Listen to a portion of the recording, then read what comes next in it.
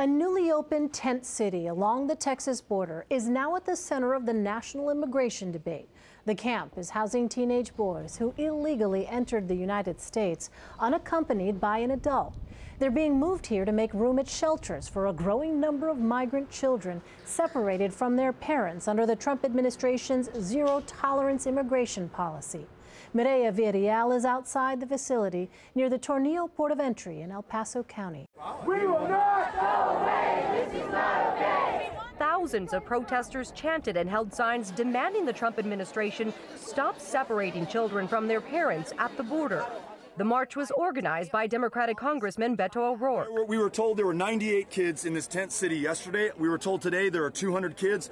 We've all got to own this. We cannot blame this on Trump. We cannot blame this on a political party. This is America right now, and so America's got to show up.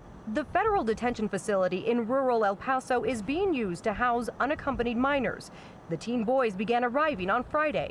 Jane and Boyd Griffith live in El Paso. My husband just said, it's been a long time since I was in a protest march, back when we were protesting against Vietnam. It's facilities that you would see if you went to any kind of natural disaster site, you know, the tents kind of like the UN uses. Republican Congressman Will Hurd has been inside the encampment, currently housing 16 and 17-year-old boys. There are 20 kids per tent. There's 2 adults in the room. Congressman Hurd's district stretches across the Texas-Mexico border. My constituents that are outraged, they should know that I'm outraged too. What's happening in Tornillo is a symptom of a larger problem.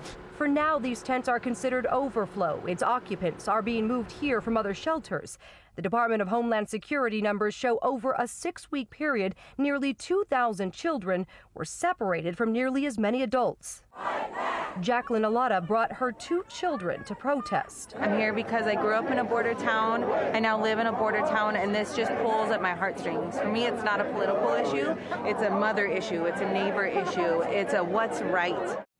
Despite a number of requests, we are not being allowed inside. In fact, this is about as close as we can get. We can't even get in the perimeter of this detention facility. Elaine, right now we know there are about 200 kids inside, but we're also being told at its capacity, this place can house up to 4,000 children. Mireya, thank you.